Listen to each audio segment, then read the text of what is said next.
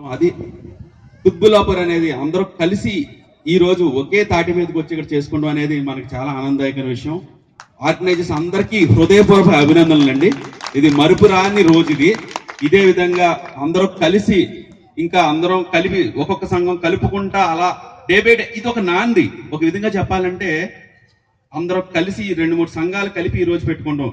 Next year కి చుట్టుపక్కల సంఘాలు అలా అలా ఎక్స్పాండ్ చేసుకుంటా నాంపల్లి గ్రౌండ్స్ లో అందరం కలిపి చేసుకునే రోజు కోసం మనం ఎదురు చూడాలంటాను. ఇదంతా హైదరాబాద్ లోని అన్ని సంఘాలు కలిపి చేసుకుని నెక్స్ట్ రెండోది భారీ ఎత్తున చేయాలి. ఇంకా నేను యాక్చువల్గా అందరూ వచ్చాక చెప్తాం అనుకున్న అందరూ ఉండగా చెప్తే బాగుంటుందనే ఉద్దేశంతో ఉన్నాను. సో అది ఇప్పుడు చెప్పమంటే ఓకే, లేకపోతే అందరూ యేసుబాబు గారు అప్పుడు కూడా చెప్పమంటారా? ఓకే సరే. చాలా ముఖ్యమైన విషయం అండి.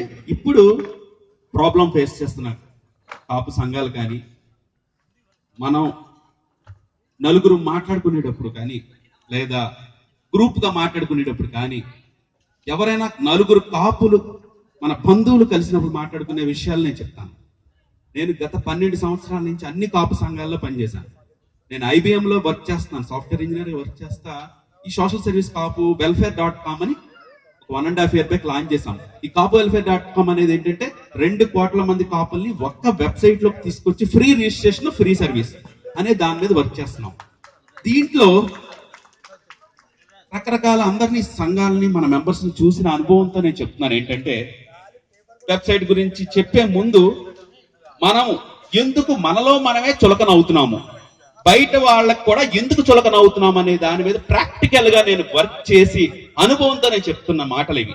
ఏంటంటే ఇప్పుడు నలుగురు మాట్లాడుకుంటాం, అరే మనవాడు ఎలాంటి వాడరా, వీడు ఆవిడ ఎలాంటిది, ఈ సంఘం ఎలాంటిది అని ఒక నిరాధారణమైన మాటలతో మనకి మనమే కించపరుచుకుంటున్నామండి.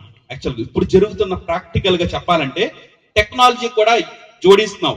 వాట్సాప్ ఫేస్బుక్ లో ఒకళ్ళనొకళ్ళు నిందించుకుంటున్నాం, మన కాపుల్నే నిందించుకుంటున్నాం. ఏమీ ఆధారాలు ఉండవు.